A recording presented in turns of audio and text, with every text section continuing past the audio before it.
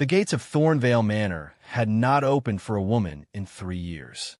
Not for a duchess, not for a countess, not for any lady of rank or title. The Duke of Thornvale had made certain of that.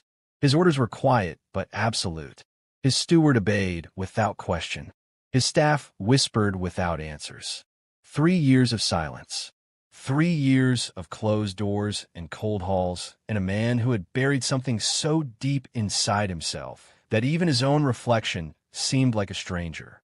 And then, on an ordinary Tuesday morning, with mud on her hands and soil beneath her fingernails, she walked through those gates. Not invited, not announced. She came to tend the roses her father had planted before his legs gave out. She came because someone had to. She came with no knowledge of the rules she was already breaking. She did not bow when she saw him standing at the window above her. She simply looked up, pushed the hair from her face, and went back to work. And something in the Duke of Thornvale cracked open that morning. Something he had locked away and sworn would never breathe again. What do you think made him watch her that long without turning away? Drop your answer in the comments and tell us what beautiful part of the world you are watching from. Every comment means everything to this channel. If this story is already pulling at you, please subscribe. There's so much more coming. The roses had not been touched in weeks. Anyone walking past the east garden of Thornvale Manor could see it. The branches had grown wild and reaching, climbing past the iron trellises, curling around the stone fence like fingers that had forgotten where they were going. The petals that had fallen lay brown and forgotten on the ground. The soil was cracked. The small stone path through the middle of the garden was barely visible anymore beneath the weeds that had swallowed it whole. Old Bertram, the head gardener, had tended those roses for 22 years. He knew every root, every stem, every stubborn branch that refused to grow in the right direction. He talked to them in the early mornings when no one was watching. He named the difficult ones. He had a whole quiet language with that garden that only he understood. But Bertram's legs had finally surrendered 3 weeks ago. The physician had said bed rest. The steward had said nothing, because no one at Thornvale Manor spoke about problems out loud. Problems at Thornvale were handled quietly or not handled at all, and so the roses suffered. It was Bertram's daughter, Lena, who could not stand it any longer. She was not supposed to come.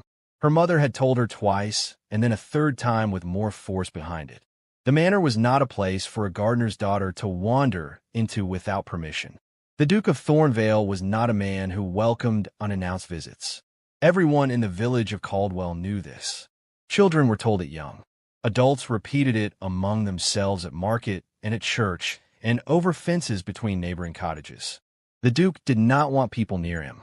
The Duke did not want noise or questions or the particular discomfort of being seen.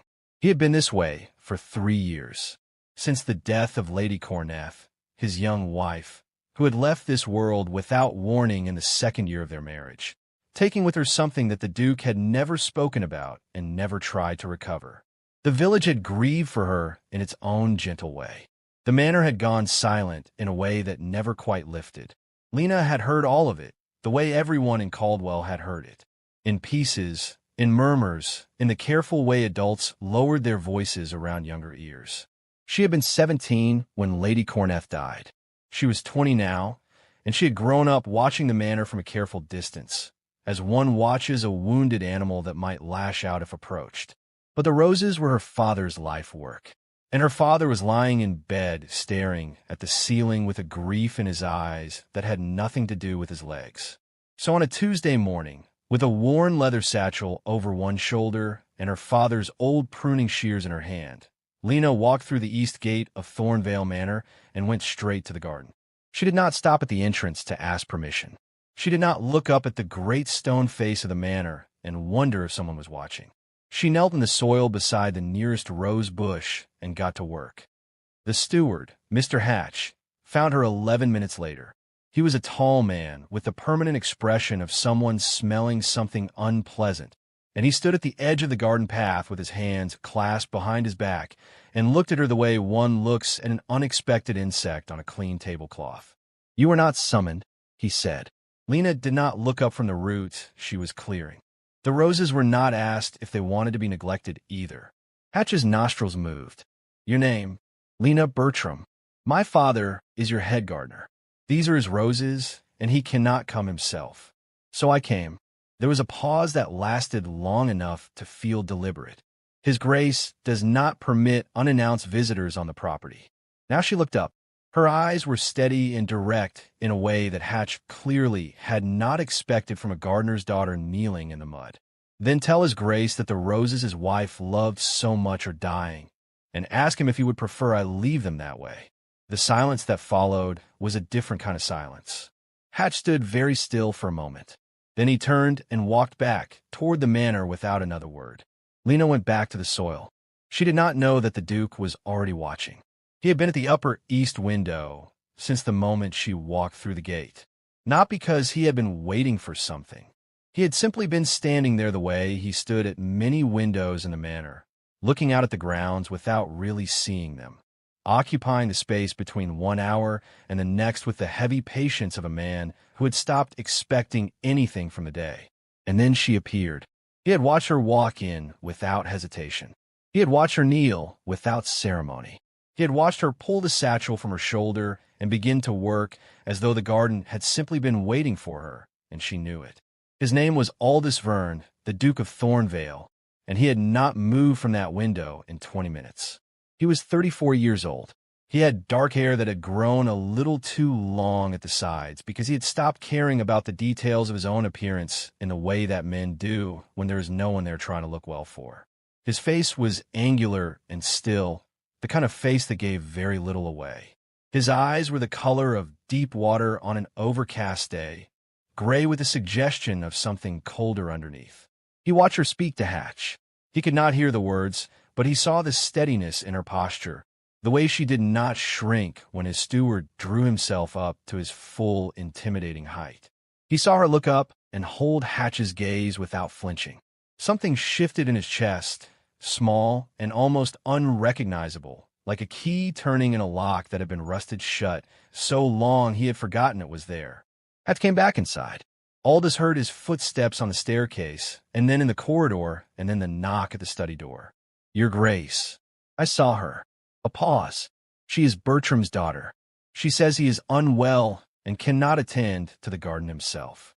She was quiet. Hatch searched briefly for the word direct. Leave her. Another pause, longer this time. Your Grace, the protocol regarding unannounced. I said leave her, Hatch. The footsteps retreated. Aldous turned back to the window.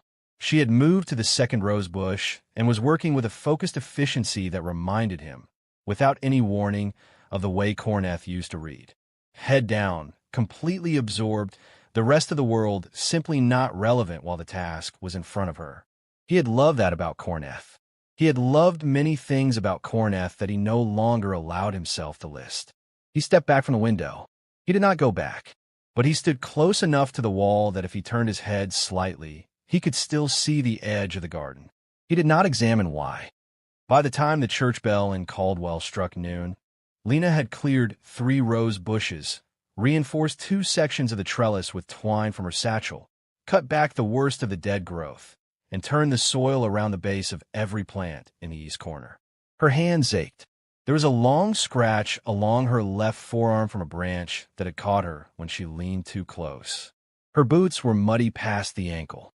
She sat back on her heels and looked at what she had done, and something quiet and satisfied settled in her chest. The garden already looked different. Not healed, not yet, but attended to, noticed, like something that had been forgotten had been reminded that it still mattered. She packed her satchel, stood, and dusted her skirt. She was 3 steps from the east gate when she heard a voice behind her. It did not call her name. It did not say excuse me or wait or any of the usual softening words people place before they speak to someone they have not yet addressed. It simply said, with the particular weight of a man who has not spoken to a stranger in a very long time, "The white ones. Did you touch the white ones?" Lena stopped. She turned slowly. The Duke of Thornvale was standing at the garden's edge, 10 feet away from her, with his hands at his sides and his expression unreadable. He was taller than she had expected, and still in a way that was not calm, but rather contained, like a great deal of something held very deliberately in place. She met his eyes and did not look away. "I assessed them," she said. They need different treatment than the others. I did not want to start on them without understanding what they needed first. He looked at her for a moment. They were her favorites. Lena understood immediately who he meant. She did not pretend otherwise, and she did not offer the soft, careful condolences that people usually layered over grief like a cloth thrown over something they did not want to look at directly. Then I will take more care with them than with any of the others, she said. Something moved across his face. It was there and gone so quickly she might have imagined it. Then he looked away, back at the roses, and said nothing more. Lena waited one moment. Then she walked through the gate. She told herself on the walk home that she had simply done what needed doing, that the Duke was nothing more than a grieving man who had asked a practical question about his garden, that the strange stillness she had felt standing 10 feet from him was simply the effect of speaking to someone who carried that much silence around with them. She told herself all of this very firmly, and yet she found herself thinking about the white roses the rest of the afternoon. Back at the cottage, her mother, a stout and practical woman named Gwyneth, listened to Lena's account of the morning with the expression of someone trying to decide between relief and alarm. "He spoke to you?" Gwyneth said, briefly. "About the roses. The Duke of Thornvale spoke directly to you. He asked about the white ones." I answered. That was all. Gwyneth sat down at the kitchen table with the particular heaviness of a woman recalibrating her understanding of a situation. "Your father will not believe it. There is nothing to believe." It was a practical exchange. Gwyneth looked at her daughter with the expression mothers use when they are choosing not to say the thing they are actually thinking. "You're going back." It was not a question. Lena set her satchel down by the door. "The work is not finished." At the table in the corner of the room, Bertram stirred in the chair where he had been resting since midday. His legs were propped on a stool, his face still carrying the tired gray look that had frightened Lena more than any of his complaints. But his eyes, when he turned them toward her, were sharp and alive. "The white ones," he said, and it came out like a breath held too long finally released. "How are they?" "Struggling, but not gone. I will need to come back with better shears and the treatment powder from the supply shed." Bertram nodded slowly. "The Duke. Was he?" "Quiet," Lena said. "He was just quiet." Bertram looked at his hands for a moment. "He was not always like this. Before. He used to come to the garden sometimes in the evenings when Lady Corneth was alive. He used to stand and watch her tend the white ones herself. She had a touch for them that I never quite mastered." He paused. After she passed, he never came to the garden again. Not once in 3 years. Lena stood very still in the doorway. "He came today," she said quietly. "Just for a moment. But he came." Her father looked up at her. Something crossed his face that she recognized as hope in the careful, restrained form that old men allowed themselves when they had been disappointed enough times to know better than to show it openly. He said nothing, but he nodded. The next morning, Lena returned to Thornvale Manor. Hatch was waiting at the gate this time, which told her that her coming had been expected, or at least permitted. He said nothing. He simply stepped aside, which from a man like Hatch, she understood was the loudest possible welcome. She worked through the morning with focus and intention. She treated the soil around the white roses first, working carefully and with the kind of attention she had promised without needing to promise it aloud. She knew she was being watched. She did not know from which window, and she did not look up to find out. She simply worked. At 10:30, one of the manor's young housemaids, a freckled girl named Poppy who appeared to have no ability to suppress her own curiosity, appeared at the garden path with a cup of tea and set it on the stone wall beside Lena without a word. Lena looked at the tea, and she looked at Poppy. Poppy shrugged with the elaborate innocence of someone entirely guilty of something. "Mrs. Drummond said to bring it." "The housekeeper." "Did she?" "She said you look like you could use it." Poppy's eyes moved briefly to the upper windows and then moved quickly back. "That is what she said." Lena picked up the cup and drank and did not comment further. But the warmth of it settled in her chest alongside something else, something she had no practical name for. That afternoon, on her way out, she passed the long corridor that led from the east entrance toward the main hall of the manor. She had not been that way before, and she took a wrong turn in the unfamiliar passage and found herself stopped in front of a portrait. It was Lady Corneth. She was painted in a garden setting, seated beside a stone wall, with white roses behind her. She had a calm and lovely face with the kind of quiet intelligence in the eyes that painters rarely manage to capture honestly. She looked like someone who had been very genuinely happy the moment she was painted.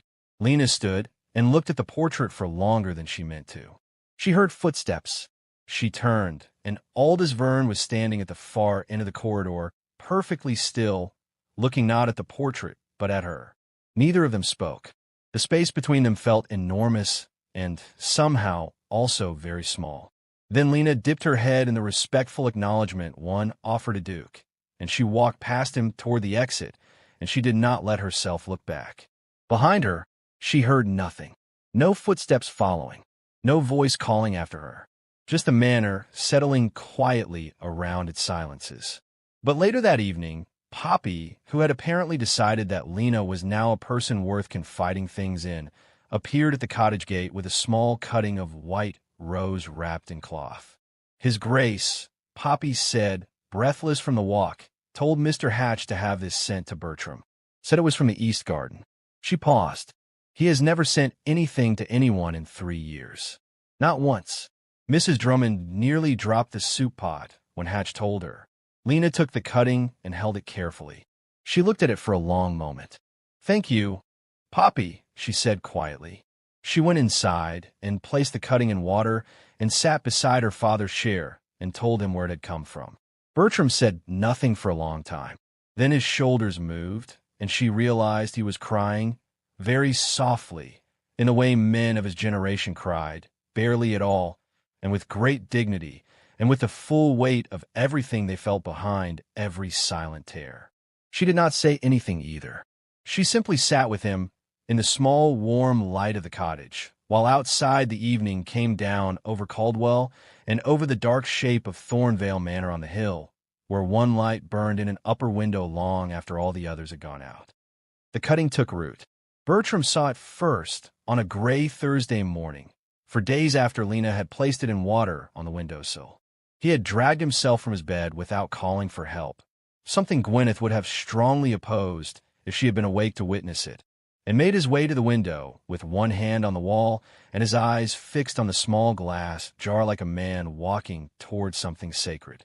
The white rose cutting had put out a thin thread of root, pale and delicate, reaching down into the water as though it had decided, quietly and without any fuss, that it intended to live. Bertram pressed one rough hand flat against the glass and stood there without speaking for a long time.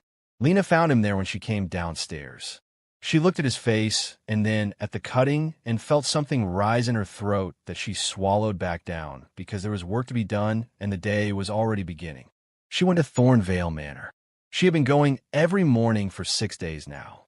Hatch no longer waited at the gate. He simply left it unlatched. The tea from Mrs. Drummond's kitchen appeared at the stone wall at 10:30 without fail. Poppy had taken to hovering at the garden's edge under various thin pretexts, a missing trowel, a message that turned out not to exist, a question about the roses that she clearly had not thought of herself. Lena did not mind. Poppy's company was bright and uncomplicated in the way that young people's company often is before the world has had time to make it otherwise. The manor was beginning to feel less like a forbidden place and more like somewhere she simply went. That should have been her first warning. On the 7th morning, she arrived to find the East Garden was not empty. A woman was standing at the far end of the garden path, near the iron bench that Lena had cleaned and straightened 2 days before. She was dressed with the careful precision of someone who understood that appearance was a language, and she was using it fluently. Her posture was perfectly arranged. Her hair was pinned in an elaborate style that required either a great deal of money or a great deal of time, and this woman clearly had both. She was perhaps 30, with a handsome face sharpened by intelligence, or something that wore intelligence as clothing. She turned when Lena entered the garden, and she looked at her the way certain women look at things they have already categorized and found unimportant. "You must be the gardener's girl," she said. Not a question. A placement. Lena set her satchel down. "I am." And you are? The woman's expression shifted slightly, as though she had expected the question not to be asked. Lady Winthrop, I am a guest of his grace, an old acquaintance. She paused on the word acquaintance in a way that was designed to suggest it meant considerably more than it said. I was not aware the garden had been given over to outside labor. The garden needed attending. I attended it. How very practical. Lady Winthrop moved along the path with the slow, deliberate steps of someone conducting an inspection. She stopped beside the white roses and looked at them without touching them. These are cornethas. I know. Aldous could not bear to look at them for 3 years. She turned her head and looked at Lena directly. And now suddenly they are being tended. How curious. Lena began to work. She had learned early that the best response to a person trying to unsettle you was to simply continue being useful. Lady Winthrop was not finished. I will tell you something, since you seem like a practical girl. His Grace has been alone for 3 years, and there are those of us who have been waiting patiently for him to rejoin the world. Patiently. She let that word sit in the air. The last thing he needs is a distraction dressed up as kindness. Lena looked up from the soil. Her voice was even and quiet. The roses were dying. I came to save them. That is the full extent of what I am doing here. Lady Winthrop smiled. It did not reach anywhere near her eyes. Of course it is. She left the garden. Lena stayed where she was for a moment after the sound of her footsteps had gone, her hands still in the soil, her jaw set. She heard another set of footsteps. Lighter. Quickened. Poppy appeared around the corner of the garden wall with wide eyes and a look on her face that was caught between excitement and anxiety. You met Lady Winthrop, she whispered. I did. She arrived last night, with her brother, Lord Fetch, and a Mr. Galt. They were not invited, exactly. They simply appeared, and His Grace could not very well turn them away without causing talk. Poppy's voice dropped further. Mrs. Drummond says Lady Winthrop has been trying to position herself as the next Duchess of Thornvale for 2 years. She says it with a very particular face when she says it. Lena kept her eyes on the roses. She wrote to His Grace 4 times last winter, Poppy continued. He did not reply to a single letter, so she came in person. A pause. She is the sort of woman who finds a way to come in person. Lena pressed soil firmly around the base of a white rose. How long will they stay? Mrs. Drummond thinks for a week. Lord Fetch has already asked about the hunting ground. A week. Lena absorbed this. She told herself it had nothing to do with her. She told herself she was here for the roses and nothing more, and the arrival of house guests in a duke's manor was not a circumstance that affected a gardener's daughter in any meaningful way. Then the door to the east wing opened, and Aldous Verne stepped into the garden. He was dressed with more formality than she had seen before, which told her the guests had required it. His face carried the particular expression of a man fulfilling an obligation with great control and very little enthusiasm. He walked to the edge of the rose bed and stopped. He looked at the white roses for a moment, and the control in his expression shifted just slightly into something more unguarded. They look better, he said. The roots were dehydrated. I have been treating the soil for 4 days. They are responding. He nodded. Then, without looking at her directly, Lady Winthrop spoke with you. Briefly. A pause. She speaks briefly the way a fire burns briefly. Something moved at the corner of his mouth. The ghost of a thing that might have become a wry expression if he had let it. I apologize if she was discourteous. Lena looked up at him. Are you in the habit of apologizing for other people? He looked at her then, fully, the way he had not quite done before. No, he said, and there was something in the single syllable that sounded almost like surprise. Then do not start on her account, Lena said. She is not worth a departure from habit. The ghost at the corner of his mouth became something more real. It lasted only a moment. Then it was gone, and he was guarded again, and he looked back at the roses. The white ones, he said quietly, will they bloom this season? If the weather holds and the treatment continues. Yes, I believe they will. He was quiet for a moment. She planted them herself, the year we married. She said white roses were the only flowers honest enough to be trusted. Lena did not speak. She understood, without being told, that he was not speaking to her exactly. He was speaking to something, to the garden, or to the memory of the woman who had shaped it. She was simply present enough to receive the words. She sounded like someone who was very sure of what she believed, Lena said gently. She was. He paused. It was the quality I loved most, and the quality that made her impossible to argue with. This time the ghost of an expression was unmistakable. It was grief dressed briefly in something warmer.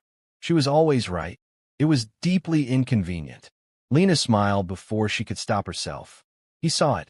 For one unguarded moment, something in his face responded to it, the way a dark room responds when someone opens a door somewhere and light comes in from another part of the house. Then footsteps came from the east wing, sharp and deliberate, and Lady Winthrop appeared at the garden entrance with Lord Fetch behind her and Mr. Galt a step further back. Lord Fetch was a broad, loud man with the comfortable confidence of someone who had never been told no clearly enough to believe it. Mr. Galt was thin and watchful, with eyes that moved constantly and settled nowhere long enough to be read.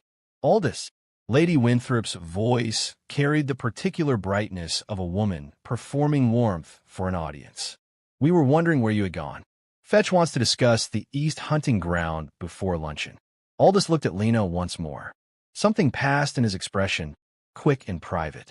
Then he turned away and moved toward the house. Lena went back to the soil, but Mr. Galt did not follow the others inside. He stood at the garden entrance and watched her work with those restless, careful eyes, and then he said, almost pleasantly, "Bertram's daughter, the gardener." She did not look up.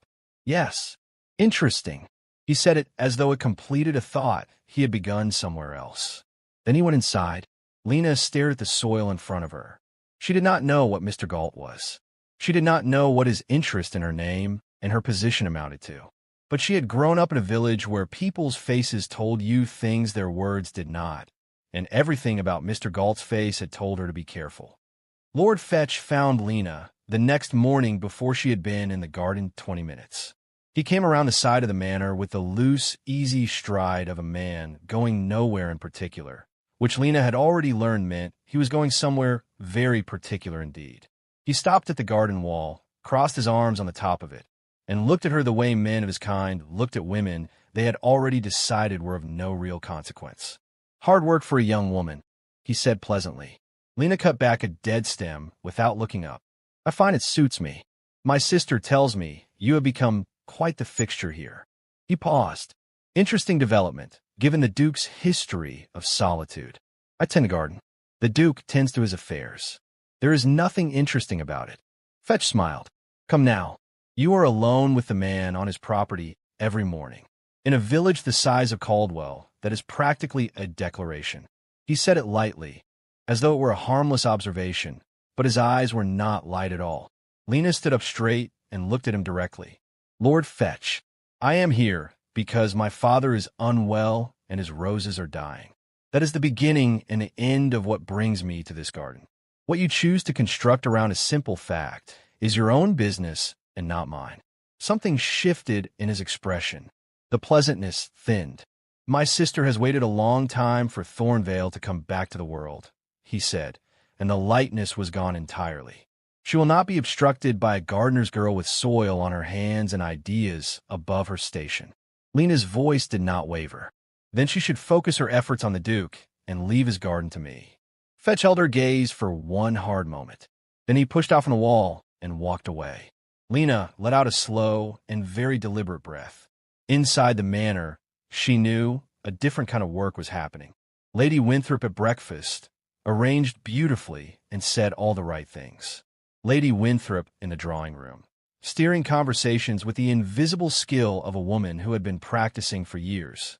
Lady Winthrop found every occasion to place herself beside Aldous in a way that looked entirely natural and was entirely calculated.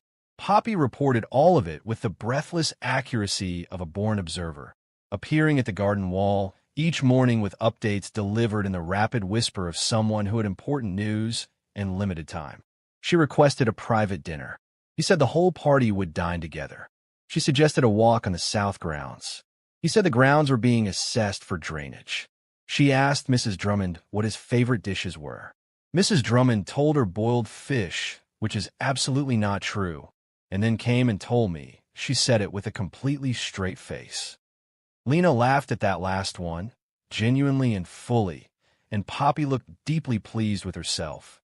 But beneath the lightness of Poppy's reports, Lena felt something she did not entirely want to name. A low and steady discomfort. Not jealousy, she told herself. Something more principled than that. Something closer to the feeling of watching a well-laid trap and not being able to say so out loud, because it was not your trap to name. On the third day of the guest stay, Mr. Galt went to Caldwell Village. Lena did not know this until Gwyneth told her at supper, with the controlled alarm of a woman who had heard something through the network of village communication that operated faster than any postal service. He was at the tavern, Gwyneth said, setting down a pot with more force than necessary. Asking questions. What kind of questions? About you. Gwyneth sat. About your father. About how long Bertram has worked at Thornvale and whether he had any particular closeness to the late Lady Corneth. About you specifically, how old you are, whether you had any, she paused, connections of a romantic nature in the village. Lena's hands still went on the table. He was asking, Gwyneth continued carefully, whether anyone had noticed how often you went to the manor, and whether anyone had seen you speak with the Duke directly. The room was quiet for a moment. Then Lena said, he is building something. Yes, Gwyneth said. He is. They looked at each other across the table with a shared understanding of two women who knew exactly what was being built and why, and what it was designed to do. A gardener's daughter is seen speaking privately with a widowed duke. In a village, with witnesses, reported back to those who wished the Duke to form a very different attachment. It was a simple machine and a very effective one. Reputation, once questioned in a village, had a way of answering the questioner long after the original question had been forgotten. Lena went to the manor the next morning with a steadiness in her step that required more effort than it showed. She worked through the first hour without incident. The white roses were showing new growth, small and tentative and extraordinary.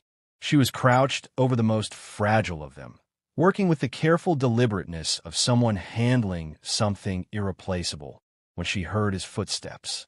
She knew them now. She had not meant to learn them, but she had. The particular weight and pace of them on the stone path. Aldous stopped a few feet from her. You are troubled, he said. She looked up. I am concentrating. You concentrate differently than normal. He paused. Your hands are slower. She stared at him for a moment. The fact that he had noticed was so unexpected and so precisely accurate that she had no immediate response to it. She sat back on her heels. Mr. Galt went to the village yesterday, she said. He was asking questions about me. Something in Aldous went very still. What kind of questions? The kind designed to suggest that my being here is something other than what it is. She kept her voice even. I'm telling you because you should know, not because I'm asking for anything. The stillness in him had shifted into something colder. Galt, he said very quietly, came to this estate as Fetch's associate, not as my guest. He paused. He will be leaving today. Lena blinked. You do not have to. He entered a village and asked questions about a woman on my property, questions designed to damage her standing. His voice was controlled, but the coldness beneath it was absolute. That is not something I will allow to have occurred on my grounds and take no action on. She looked at him for a long moment. You sound very certain, she said. I am. He looked at the white roses, then back at her. My wife believed that the way a person treats those with less power than themselves is the only honest measure of their character. He paused. She was right, as she generally was. Something warm moved through Lena's chest, and she pressed it back down firmly. I am not without the means to manage my own reputation, she said. I know that. Something in his expression was very close to direct. I am not acting on your behalf, Miss Bertram. I am acting on my own. There is a distinction. Lena looked at him. She thought about asking what the distinction meant to him exactly. She did not ask. She went back to the roses. But that afternoon, Mr. Galt's horse was brought round from the Thornvale stables, and his bags were carried out by 2 footmen, and he was gone from the estate before the sun had moved past the midpoint of the sky. Lord Fetch was furious. The manor felt it in the way manors feel things, in the temperature of rooms and the speed of servants' footsteps in corridors. Lady Winthrop said nothing at dinner that evening, which Poppy said was far more alarming than anything she might have said. And in the garden the next morning, Lena found that someone had placed a new pair of pruning shears on the stone wall beside her usual working spot. They were of considerably better quality than her father's old ones. Wrapped in cloth, left without any note or explanation. She picked them up and held them for a moment. Then she got to work. The roses bloomed on a Friday. Not all of them. Not in the grand, sweeping way that gardens bloom in paintings, all at once, and perfectly arranged as though nature had been given direction. It was 3 of the white ones first, opening quietly overnight, so that when Lena arrived at the East Garden that morning and came around the corner of the stone wall, she stopped walking entirely. She stood and looked at them. 3 white roses, fully open, facing the pale morning light with the calm certainty of things that had decided to survive and had done so on their own terms. Her throat tightened in a way she had not prepared for. She heard the east wing door open behind her. She knew the footsteps without turning. They came along the path and stopped. The silence beside her was different from his usual silence. It was not the contained and guarded quiet of a man holding himself in. It was something that had come undone very slightly at its edges. She turned and looked at him. Aldous was looking at the white roses with an expression she had never seen on his face before. It was undefended in a way that nothing else about him ever was. Raw in the way that grief is when it meets something unexpected and does not have time to arrange itself before the feeling arrives. He did not speak for a long time. Then he said, "She said they would come back every year without fail. Those white roses did not give up." He stopped. The year she died, they did not bloom, nor the year after, nor the year after that. Lena looked at the roses. Perhaps they were waiting. He turned his head and looked at her. She had not meant to say it with any weight. It had come out simply, the way true things sometimes do when you're not guarding your words carefully enough. But the weight was there regardless, in the air between them, and neither of them moved to dissolve it. "Miss Bertram," he said finally, "Your Grace, I owe you more than new pruning shears." She looked at him directly. "You owe me nothing. My father's garden is better.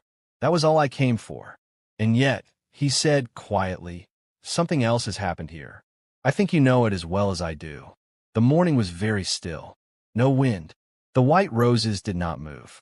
Lena felt the truth of what he had said settle in her, like the first real warmth after a long cold season. She felt it, and she did not run from it, and she did not pretend it was something other than what it was. But she was also a gardener's daughter, standing in a duke's garden, and she had been raised by people who understood that some truths needed to be spoken with both eyes open. "I know it," she said, "and I also know what I am and what you are, and I would be dishonest if I pretended those things do not exist." "They exist," he said. "I am not pretending otherwise." He turned to face her fully, which he had never quite done before, always keeping some part of himself at an angle, some degree of remove. "But I have spent 3 years pretending that nothing exists. Nothing worth attending to. Nothing worth opening a window for." He paused. "I find I am no longer willing to continue that pretense." Lena's heart did something she chose not to examine at the moment. Before she could respond, footsteps came sharply around the garden wall, and Lady Winthrop appeared with the particular energy of a woman who had been waiting for a moment and believed she had found it. She took in the scene with eyes that missed nothing and a face that showed nothing. "How lovely," she said, looking at the roses. "They have finally bloomed." She moved into the garden with the smooth inevitability of water finding a level. "Aldous, Fetch want to speak with you," before he departed. "He is leaving this morning." Something passed across Aldous' face. He knew, Lena was certain, that Fetch's departure had been engineered by his sister for exactly this purpose. To create a reason to interrupt. To step between. "Tell Fetch I will see him in the hall in 10 minutes, Aldous said. Lady Winthrop smiled and did not move. "I will walk back with you. There are things I wish to speak with you about myself." Aldous looked at Lena one more time. Something in the look was clear and unhurried and entirely deliberate, as though he were making a point that had nothing to do with words. Then he turned and walked toward the manor. Lady Winthrop followed. But at the edge of the garden path, she stopped and turned back, and looked at Lena with a smile that had something sharp living just beneath its surface. "They are beautiful," she said, nodding at the white roses. Corneth would have been pleased. A pause, perfectly weighted. "I imagine that is all the reward a gardener could hope for." She left. Lena stood in the garden and breathed slowly and did not allow the words to find a place to settle inside her. Poppy appeared within 4 minutes, which suggested she had been very close by. "I heard it," Poppy said, with the barely contained energy of someone who has witnessed something significant. "All of it. Through the wall. Not on purpose." "On purpose," Lena said. "Entirely on purpose," Poppy agreed without shame. "Miss Bertram, he has never spoken to anyone like that. Not in 3 years. Not to anyone who has come to this house. Not to the family when they visited in the first year. Not to his solicitor. Not to anyone." She stopped and appeared to collect herself. "Mrs. Drummond cried this morning when she heard the roses had bloomed. She was in the kitchen and she turned to the wall, so no one would see, but I saw." Lena looked at the white roses. 3 of them, open and still in the morning air. She thought about Bertram at the cottage window, watching the cutting put out its first root. She thought about all this standing beside her in this garden, his face open in a way she suspected very few people had ever been allowed to see. She thought about Lady Winthrop's smile and everything it had been designed to communicate. And then she picked up her pruning shears and went back to work, because the garden still needed her, and she was not the kind of person who stopped in the middle of necessary things. That evening, a letter arrived at the cottage. It was delivered by one of the Thornvale footmen, a young man named Cress, who handed it to Gwyneth at the door with the careful formality of someone who understood he was carrying something important. The letter was sealed. The handwriting on the outside was precise and measured, the hand of someone who had been taught to write with great intention. It was addressed to Bertram. Gwyneth brought it to him where he sat by the window, his legs still propped, the white rose cutting now transferred to a small pot of soil on the sill beside him, its first real leaves beginning to show. Bertram opened the letter slowly. His hands had the careful deliberateness of a man who understood that some things should not be rushed. He read it. Then he read it again. Gwyneth watched his face. Lena watched his face. When he looked up, his eyes were bright in a way that had nothing to do with sadness. "His Grace," Bertram said, "has written to say that my position at Thornvale is secured for as long as I wish it, regardless of my legs. That a second undergardener will be hired to assist when I am able to return, and that there is no urgency on that account." He paused. "He says the East Garden is in excellent hands." He folded the letter very carefully. Gwyneth pressed her hand over her mouth. Lena looked at the window, at the cutting in its small pot, at the first leaves reaching toward whatever light was available. She said nothing, but something in her chest had shifted into a position it had not occupied before, and she understood, with the clear and slightly frightening certainty of a person recognizing something true, that it was not going to shift back. The following morning, Lady Winthrop made her final move. She came to the garden early, before Lena had been there 20 minutes, and she came alone, without the performance of pleasantness she had maintained in front of others. She stood at the entrance to the garden and looked at Lena with the directness of a woman who had decided that subtlety had run its course. "I'm going to speak plainly," she said. "I would prefer it," Lena said. "Aldous Verne is a duke. His name, his estate, his position, and his future belong to a world that you're not part of and were not born into. Whatever he feels in this garden, in this strange, small moment of roses and sentiment, it will not survive contact with his actual life, his family, his peers, his obligations." She paused. "I am not saying this to wound you.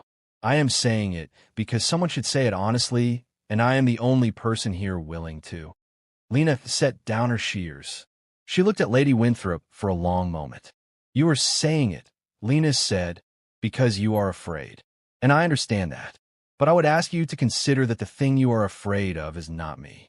It is him. It is the fact that he is beginning to choose again, and he is not choosing in your direction." She kept her voice gentle, but she did not soften the words themselves. "I am not your obstacle, Lady Winthrop. His own heart is, and no amount of plain speaking to me will change what is happening inside it." Lady Winthrop stared at her. For just a moment, something real moved across her face. Something that was neither calculation nor performance. Then it was gone. She turned and walked back into the manor, and she did not come out again that morning. By afternoon, her bags were packed. By evening, she was gone. The morning after Lady Winthrop left, the garden felt different. Lena noticed it the moment she came through the gate. The air was lighter, or perhaps she was. The sky was the particular pale gold of early autumn, the season beginning to turn at the edges of things, leaves not yet falling, but considering it. The white roses were fuller now, 5 of them open, and the others showing the tight, round promise of buds that had made their decision and were simply waiting for the right morning. She was working on the south bed, which she had been gradually reclaiming from the weeds that had colonized it over 3 years of neglect, when she heard the east wing door and the familiar footsteps, but slower this morning, less purposeful, as though the destination were secondary to the act of walking. Aldous came to the garden and did not stop at the edge as he usually did. He came in properly, following the stone path, and sat down on the iron bench that Lena had cleaned and straightened weeks ago. He sat with his forearms resting on his knees and looked at the white roses, and he looked more tired than she had seen him. Not physically tired. The other kind. "She is gone," he said. "I know. She will tell people things. In London. In the circles that care about such things." He paused. "She will construct a version of events that serves her best." Lena kept working. "Will it trouble you? The gossip?" He seemed to consider it genuinely. "No. I stopped caring about London's version of events some time ago." He looked at her. "I'm more concerned about what it may mean for you. In the village." She sat back on her heels. "Caldwell has known my family for 3 generations. I am not without standing there." "I know. I am still concerned." She looked at him. "Why?" He held her gaze steadily. "Because you matter to me, Miss Bertram. I would prefer not to dress in a more complicated language than it requires." The garden was very quiet. Somewhere in the upper branches of the elm beyond the east wall, a bird was singing with the single-minded dedication of something that had no interest in the weight of the moment happening below it. Lena set her shears on the ground. She stood up and looked at him properly, the way she had not allowed herself to do in full before, not because she had not wanted to, but because she had understood that to look at something fully was to acknowledge that it was real. "You are a duke," she said. "Yes. I am a gardener's daughter. I am aware. Those are not small things." "No," he said, "they are not." He stood from the bench, and standing, he was tall against the pale morning sky, and very still, very direct. "But I have spent 3 years letting important things go untended. I have watched what that does." He glanced at the roses. "I do not intend to make the same error twice." Lena felt something move through her that she had no word for in that moment. Something that was equal parts warmth and fear, and the particular breathless quality of standing at the edge of something large and looking down. "There are people who will not accept it," she said. "There are people who did not accept a great many things that happened regardless." He looked at her with the clear gray eyes that she had learned, over weeks, were not cold at all. They were simply honest. "I'm not asking you for anything today, Miss Bertram. I want to be precise about that. I am not asking you to decide anything or commit to anything or leap from any edge." A pause. "I'm asking you only to not leave. To keep coming. To let this, whatever this is, continue to grow at whatever pace it requires." Lena thought of her father at the window. She thought of the cutting putting out its first root, thin and pale and certain. She thought of 3 white roses opening on a Friday morning after 3 years of silence. "I'm not going anywhere," she said. "The roses are not finished yet." Something in his face broke open very quietly into an expression she had not seen there before. Not the ghost of a smile, not the echo of one, a real and full and present thing that changed his entire face and made him look, for a moment, like a man who had just remembered what it felt like to be glad. He nodded once. Then he sat back down on the bench, and she went back to the soil and they remained together in the garden for the better part of the morning, talking sometimes and silent sometimes, with the particular ease of two people who have stopped pretending that the distance between them is greater than it is. Mrs. Drummond sent Poppy out with 2 cups of tea at 10:30. Poppy arrived, took in the scene of the Duke sitting on the bench and the gardener's daughter 3 feet away with her hands in the soil, and her face went through approximately 6 distinct expressions in 4 seconds before she settled on the one that most resembled professional composure. She set both cups on the wall. She retreated, and then, from behind the wall, at a distance that was not nearly as discreet as she believed it to be, came the sound of very quiet but extremely enthusiastic celebration. Aldous looked at the wall, then at Lena. "Your spy," he said. "Your housemaid," she replied. The corner of his mouth moved. "She has been reporting to you.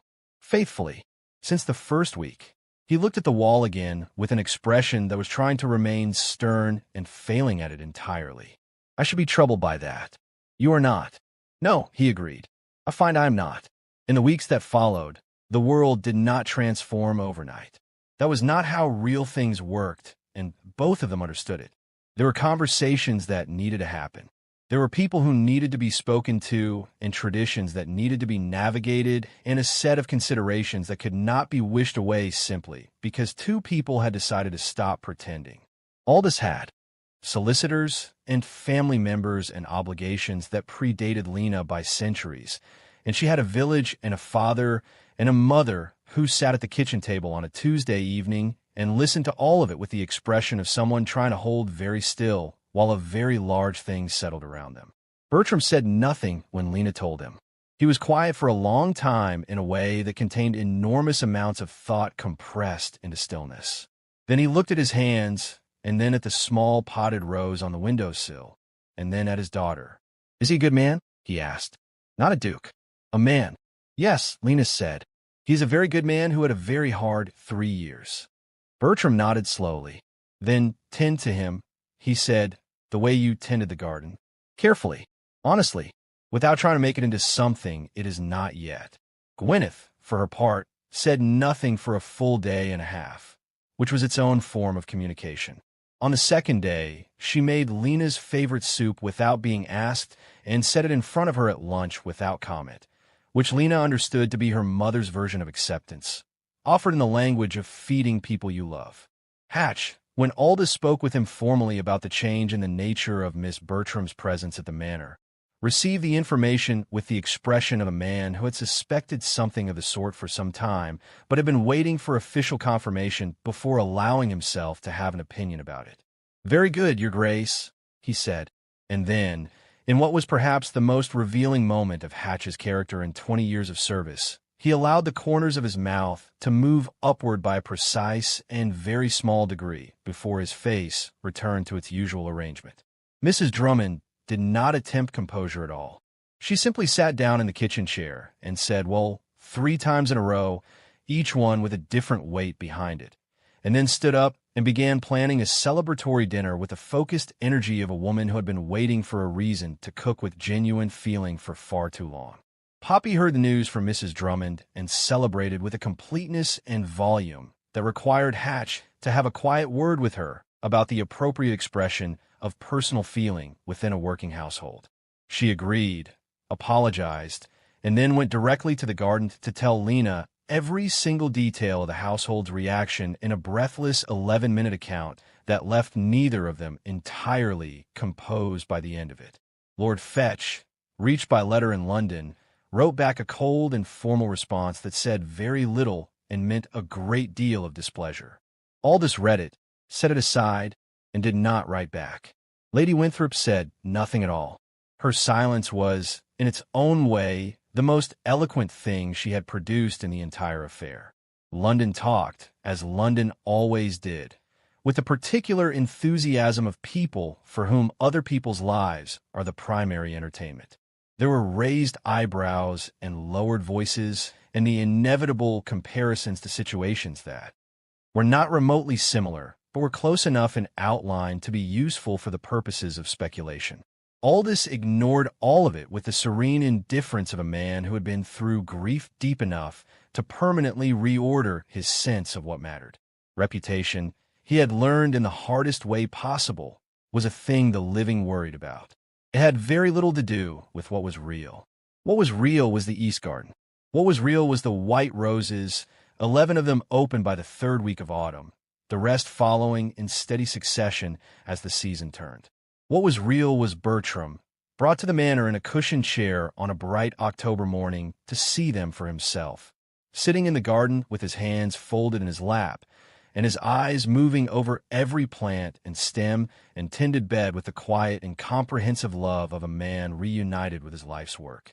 Aldous came to the garden that morning and greeted Bertram with a respect that was not performed and did not require an audience.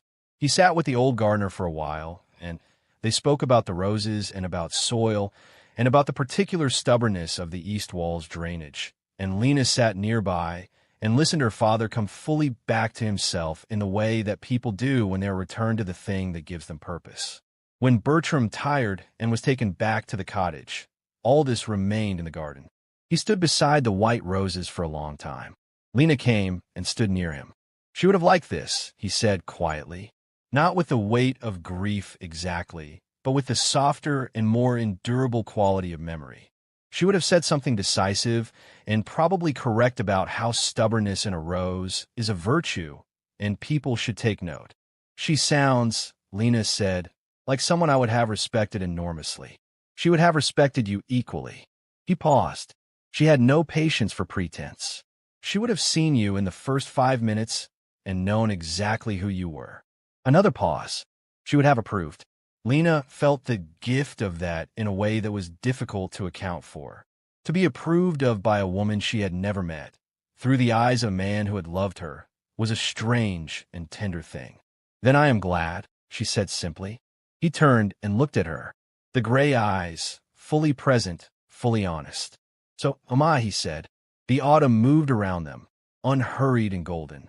The white roses stayed open longer than any white roses had a right to, as though they had waited 3 years for this particular season and intended to make the most of it. They would close eventually.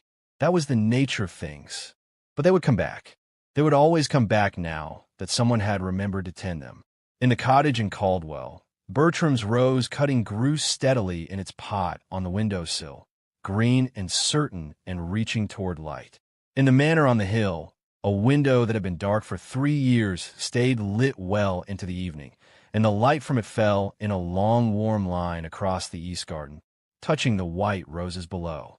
And in that garden, for the first time in 3 years, there was no silence. There was only the sound of something that had been patient long enough finally beginning, in its own quiet and unhurried and absolutely certain way, to bloom. If this story moved something in you, you already know what it felt like to watch something close slowly open again. Tell us in the comments, what part hit you the hardest? And where in this beautiful world are you watching from? Drop it below. Every single comment builds this community one story at a time. If you're not subscribed yet, now is the moment.